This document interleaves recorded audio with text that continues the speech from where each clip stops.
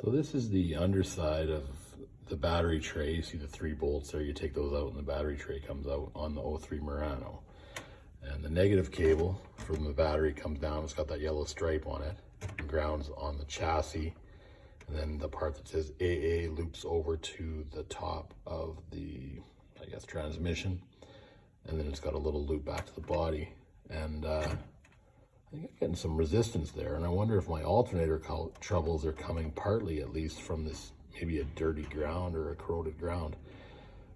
But I think I need fresh eyes, so this is going to be a tomorrow job. Thanks.